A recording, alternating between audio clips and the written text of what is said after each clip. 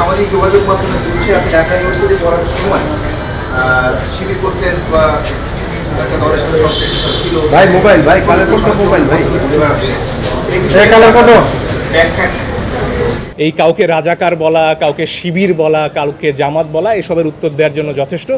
আমার দিক থেকে ব্যক্তিগতভাবে এই প্রশ্নের উত্তর দেওয়ারও আমি প্রয়োজন মনে করি না। এই ব্যাপারে একটা কথা দ্ব্যর্থহীনভাবে বলতে চাই, আমি কোনো সময় কোনো রাজনৈতিক দলের সাথে জড়িত ছিলাম না।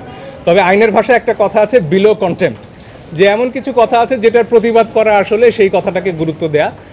এটার ব্যাপারে একটা খুব সুন্দর, যেটাকে মিম বলা হয়, ভেসে বেড়াচ্ছে, যে একজন বলছেন হার্ভার্ড বিশ্ববিদ্যালয়ে আমি মার্ক জাকারবার্গের সহপাঠী ছিলাম এবং তিনি ছাত্র শিবিরের একজন পদাধিকারী ছিলেন এবং তার মোটিভেশনাল স্পিচ শুনে এতজন সনাতন ধর্মাবলম্বী ধর্মান্তর করেছিলেন। তো আমার মনে হয় এ যুগের তারুণ্য এই প্রশ্নগুলোর, এই কাদা ছোড়াছুড়ির, এই কাউকে রাজাকার বলা, কাউকে শিবির বলা, কাউকে জামাত বলা এসবের উত্তর দেওয়ার জন্য যথেষ্ট। আমার দিক থেকে ব্যক্তিগতভাবে এই প্রশ্নের উত্তর দেওয়ারও আমি প্রয়োজন মনে করি না। শুনানি হলো না কারণ একজন বিচারপতি অসুস্থ, সে কারণে আদালত বসতে পারে না।